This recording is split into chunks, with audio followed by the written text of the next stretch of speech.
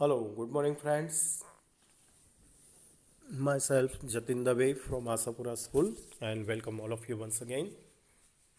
This is our continuous second explaining video from the lesson number 5, and today we are going to discuss topic 5.1.2 Newland's Law of Octaves. The attempt of the Dobriner encouraged other chemists to correlate the properties of the element with their atomic mass. डॉबरेनर ने जो शुरुआत की थी उस शुरुआत ने encourage करने की कोशिश की दूसरे केमिस्टों को correlated the properties of the elements की जो प्रॉपर्टीज थी उस प्रॉपर्टीज को ध्यान में रखते हुए खास करके इसे अरेंज करने में एटॉमिक मास का किस तरह से यूज हो सकता है इस दिशा में विचार करने के लिए प्रेरित किया। इन 1866 जॉन न्यूलैंड्स जो कि इंग्लिश साइंटिस्ट थे arrange the then non-elements in the order of the increasing atomic mass। उन्होंने दूसरा प्रयत्न किया, उस समय के जो जाने माने एलिमेंट्स थे उससे उन्होंने इंक्रीजिंग एटॉमिक मास के ऑर्डर पर अरेंज करने की कोशिश की। He started with the element having the lowest atomic mass. उन्होंने शुरुआत की सबसे पहले लोएस्ट एटॉमिक मास वाले हाइड्रोजन से and ended at the thorium which was the 56th element, और उन्होंने अंत किया थोरियम पर जो कि 56th एलिमेंट था। He found that every 8 elements had properties similar to that of the first। उन्होंने एक और बात की जानकारी दी कि एवरी 8 एलिमेंट, हर एक आठवां तत्व, उसकी प्रॉपर्टीज हैं वो सिमिलर होती हैं पहले एलिमेंट की जैसी। He compared this to the octaves found in the music। उन्होंने कंपेयर की octaves की फाउंड इन द म्यूजिक, संगीत के 7 सुरों के साथ। Therefore he called the laws of octaves। इसीलिए उन्होंने जो ये नियम दिया उस नियम को octaves के नाम से जाना जाता है। It is known as the Newland's law of octaves। In Newland's octaves, the properties of the lithium and sodium were found to be the same। इसका मतलब ये हुआ कि यहाँ पर लिथियम और सोडियम की प्रॉपर्टी एक जैसी देखने को मिलती हैं। Sodium is the 8th element after the lithium. Lithium के बाद 8वां तत्व सोडियम है। Similarly beryllium and the magnesium reassemble each other. बिल्कुल इसी तरह बेरिलियम और मैग्नीशियम एक जैसी प्रॉपर्टीज देखने को मिलती हैं। A part of the original form of the Newlands octaves is given in the table. तो उसने जो 56 एलिमेंट्स को अरेंज करने की कोशिश की थी उसका एक छोटा सा पार्ट आपके स्क्रीन पर है, यहाँ पर देख सकते हैं आप,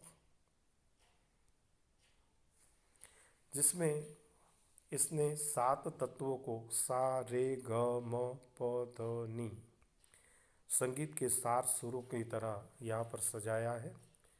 D O do, R E re, M I mi, F A, S O L A T I. पहले 7 सुर है hydrogen, lithium, barium, boron, carbon, nitrogen and oxygen.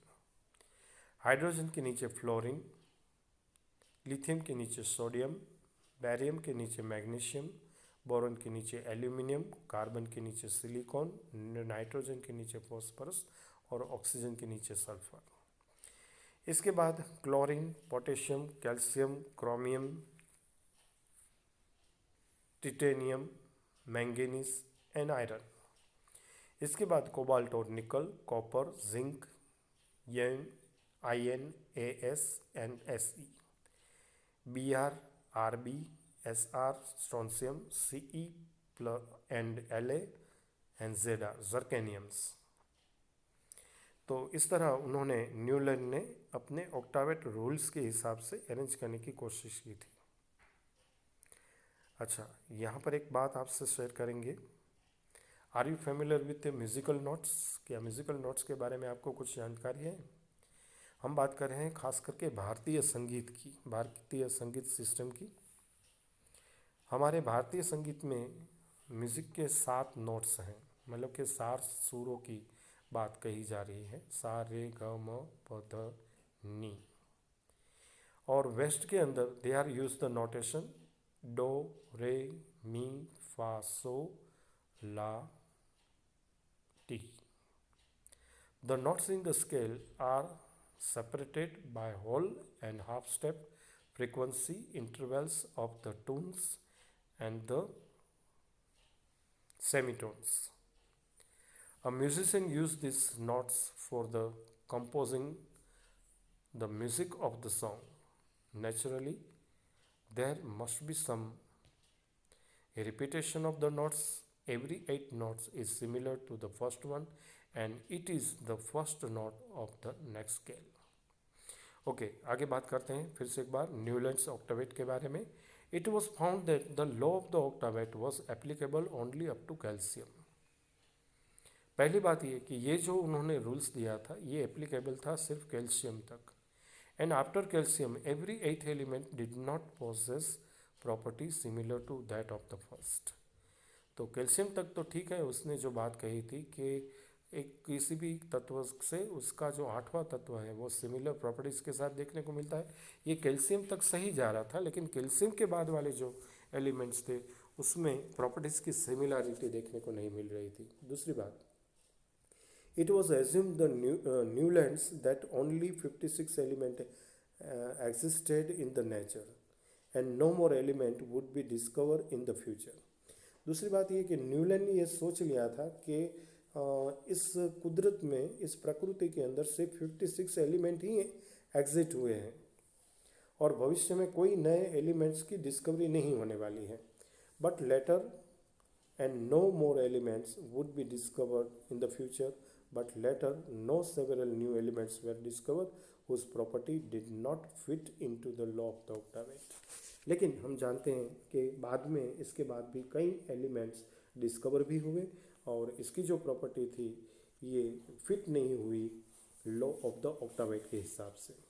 In order to fit element into his table, Newland adjusted 2 elements in the same slot but also put some unlike elements under the same note. Can you find example of this from table 5.3? Look here, cobalt and nickel. Cobalt and nickel are in the same slot and these are placed in the same column as a fluorine. तो उन्होंने fluorine के ही column में cobalt और निकल को साथ में बिठा दिया। ठीक है, इसी तरह से chlorine and bromine which have the very different properties then this element. इसके हिसाब से देखा जाए तो ब्रोमीन और क्लोरीन की जो प्रॉपर्टीज थी वो बिल्कुल अलग से थी। Iron which resemble cobalt and nickel in property has been placed far away from this element and thus Newland's law of the octaves work well with lighter elements only। और यही कारण था कि न्यूलैंड का जो ये लॉ था, law of ऑक्टावेट, ये अच्छी तरह काम कर रहा था लेकिन सिर्फ लाइटर एलिमेंट के लिए, हेवियर एलिमेंट के लिए नहीं। ओके, तो इस वीडियो में यहाँ तक पहुँचने के बाद हमने 2 साइंटिस्टों की विचारधाराओं को स्टडी किया। एक हमने दिया डब्रेनर के ट्रायड्स को देखा और इसके बाद हमने न्यूलैंड्स के लॉ ऑफ द ऑक्टावेट्स को देखा। अब आपकी बारी है यहाँ पर कुछ होमवर्क जो हमने आपके लिए डिसाइड किया है उस होमवर्क को कॉपीराइट करने की। ओके, लेकिन let's going to continue our new topic, making order out of the choice, Mendeleev's periodic table. इसके बाद बारी आती है मेंडलीव के पीरियोडिक टेबल की, जिन्होंने फिर से इसे अरेंज करने की कोशिश की। Even after the rejection of the Newlands law of the octaves, many scientists continue to search for the pattern that correlated the properties of element with their atomic mass। तो न्यूलैंड का जो law of ऑक्टावेट्स था ये reject होने के बाद भी कई वैज्ञानिकों ने लगातार कोशिश की पैटर्न फाइंड आउट करने की, correlated properties of the element को जज करने की with the help of the atomic mass. तो एटॉमिक मास को ध्यान में रखते हुए इसके बाद भी उन्होंने कई तरह से कोशिश की अच्छे से अरेंजमेंट फाइंड आउट करने की। The main credit for classify element goes to Dmitri Ivanovich Mendeleev. लेकिन क्लासिफिकेशन ऑफ एलिमेंट का मेन क्रेडिट जिसको जाता है वो है मेंडलीव। वो एक रशियन केमिस्ट थे। He was the most important contributor to the early development of the periodic table of element. आज का जो पीरियोडिक टेबल है, पीरियोडिक टेबल ऑफ एलिमेंट है, उसके डेवलपमेंट के लिए अगर जो सच में किसी ने बहुत बड़ा योगदान दिया है तो वो है Mendeleev. Wherein the elements were arranged on the basis of their fundamental properties, the atomic mass and also on the similarity of the chemical properties। उन्होंने जो क्लासिफिकेशन किया, उन्होंने जो एलिमेंट को अरेंज किया है पीरियोडिक टेबल में, वो उस तरह से उन्होंने अरेंज किया कि उसकी फंडामेंटल प्रॉपर्टीज़ को भी ध्यान में रखा जाए, उसके एटॉमिक मास को भी ध्यान में रखा जाए और साथ में similarities of the chemical property को भी ध्यान में रखा जाए। When the Mendeleev start his work, 63 elements were known। जब उन्होंने ये काम शुरू किया तब वो 63 एलिमेंट्स वेल नोन हो चुके थे। He examine the relationship between the atomic masses of the element. उन्होंने सबसे पहले एटॉमिक मासेस डिफरेंट एलिमेंट के हैं इसके बीच में रिलेशनशिप को एग्जामिन किया and their physical and chemical property also. साथ में उन्होंने इसकी भौतिक और रासायनिक जो लाक्षणिकताएं थी उसको भी ध्यान में रखा। Among chemical properties Mendeleev concentrated on the compounds form by the element with oxygen and hydrogen. जब केमिकल प्रॉपर्टी के बारे में खास करके उन्होंने स्टडी करना शुरू किया तो उन्होंने पर्टिकुलरली कॉन्सेंट्रेट किया अपने आप को compounds form by the element, तत्वों के द्वारा जो संयोजन फॉर्म होते थे, जो कंपाउंड क्रिएट होते थे, खास करके ऑक्सीजन और हाइड्रोजन के थ्रू। He selected hydrogen and oxygen as they are very reactive and formed compound with most element. उन्होंने इस बात को सिलेक्ट किया कि हाइड्रोजन और ऑक्सीजन ये ऐसे रिएक्टिव एलिमेंट्स हैं जो डिफरेंट कंपाउंड्स को फॉर्म करते हैं मोस्ट ऑफ द एलिमेंट के साथ। The formula of the hydrides and oxide formed by an element were treated as one of the basic property of an element for its classification। और इसके आधार पर उन्होंने इस बात को तय किया कि कोई भी हाइड्राइड्स और ऑक्साइड एलिमेंट से फॉर्म होता है उस बात को ट्रीट किया जाना चाहिए और ये बेसिक प्रॉपर्टी है कोई भी एलिमेंट के लिए उसका क्लासिफिकेशन करने के लिए। He then took 63 cards and on each card he wrote down the properties of one element. और इसलिए उन्होंने 63 कार्ड बनाए, 63 कार्ड बनाए और हर एक कार्ड में उन्होंने राइट डाउन किया the properties of one element. एक एक एलिमेंट की प्रॉपर्टी को एक एक कार्ड में उन्होंने राइट डाउन किया। He sort out the elements with the similar property. इसके बाद उन्होंने एलिमेंट को सिमिलर प्रॉपर्टी के आधार पर शॉर्ट आउट किया and pin the card together on a wall. इसके बाद कार्ड को पिन करते हुए उन्होंने उस कार्ड को वॉल पर लगा दिया। He observe that most of the element got the place in the periodic table.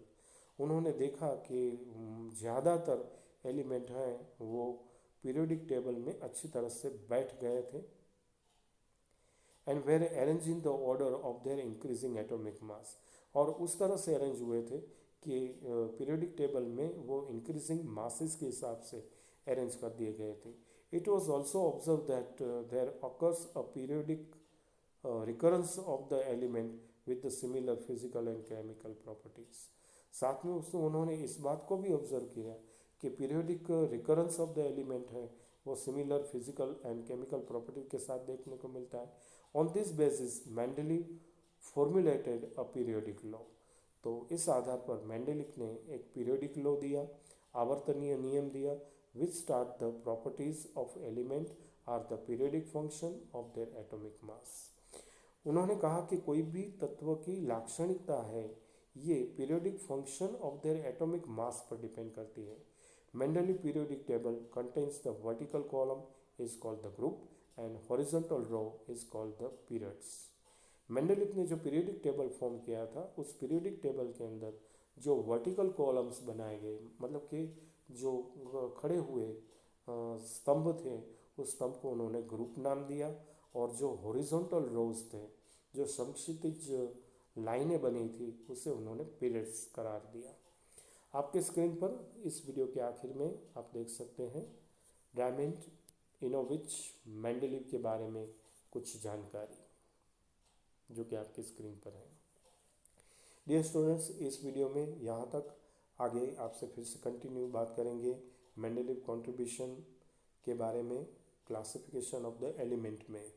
इस वीडियो में यहाँ तक आपका धन्यवाद करते हुए thank you very much and bye bye.